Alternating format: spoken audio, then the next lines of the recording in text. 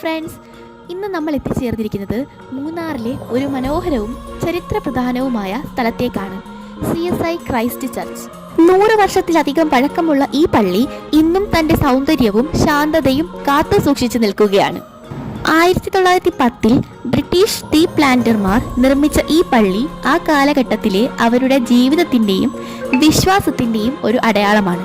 ഇന്ന് ഇത് church of south ഇന്ത്യയുടെ കീഴിൽ പ്രവർത്തിക്കുന്നു. മൂന്നാറിലെ പ്രധാനപ്പെട്ട ആരാധനാലയങ്ങളിൽ ഒന്നാണ് ഇത്.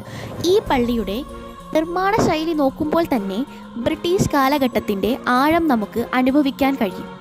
കല്ലുകൊണ്ട് നിർമ്മിച്ച ഭിത്തികളും മരത്തിൽ ചെയ്ത പഴയ ബെഞ്ചുകളും നിറമുള്ള ഗ്ലാസ് ജാലകങ്ങളും ഇതിൻ്റെ പ്രത്യേകതയാണ്. ഇതിൻ്റെ ഓരോ കോണുകളും ഓരോ ചരിത്രം പറയുന്നതായി നമുക്ക് തോന്നും. ഈ പള്ളിയുമായി ബന്ധപ്പെട്ട ഒരു മനോഹരമായ കഥയാണ് ഇനി പറയാൻ പോകുന്നത്. ബ്രിട്ടീഷ് കാലഘട്ടത്തിൽ ഇവിടെ ജോലി ചെയ്തിരുന്ന ഒരു ടീ പ്ലാന്ററുടെ ഭാര്യയായിരുന്നു എലനോർ. പക്ഷേ ദൗർഭാഗ്യവശാൽ അവൾ ചെറുപ്പത്തിൽ തന്നെ മരണപ്പെട്ടു. അവളുടെ സ്മരണയ്ക്കായി ഈ പള്ളിയുമായി ബന്ധപ്പെട്ട ചില ഭാഗങ്ങൾ നിർമ്മിക്കപ്പെട്ടതാണെന്നും പ്രാദേശികമായി വിശ്വസിക്കുന്നു.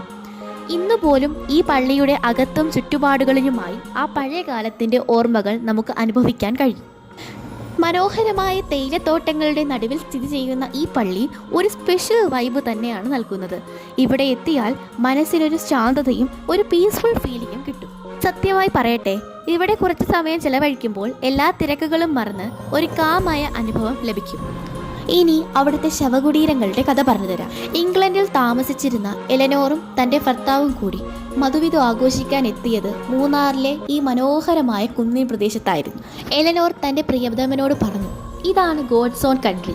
എൻ്റെ മരണശേഷം നീ എൻ്റെ മൃതദേഹം ഈ കുന്നിൻ മുകളിൽ സ്ഥാപിക്കണം. എന്നാൽ എലനോർക്ക് വിവാഹത്തിന് ശേഷമുള്ള ആദ്യത്തെ ക്രിസ്മസിന് മുമ്പായിട്ട് ഏതോ വലിയ കൊടിയ രോഗം പിടിപെടുകയും എലനോർ മരണപ്പെടുകയും ചെയ്തു. അന്ന് തമാശയെ എടുത്ത കാര്യം തൻ്റെ പ്രിയതമയുടെ അന്ത്യാഭിലാഷമായി കണക്കാക്കിക്കൊണ്ട് ഹെൻറി അവരുടെ മൃതദേഹം ആ കുന്നിൻ മുകളിൽ സ്ഥാപിക്കുകയുണ്ടായി.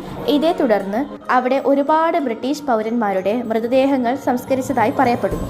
ഇത് മൂന്നാറിലെ ചരിത്രങ്ങളിൽ ഒന്നായി ഇടം പിടിച്ചിരിക്കുകയാണ്.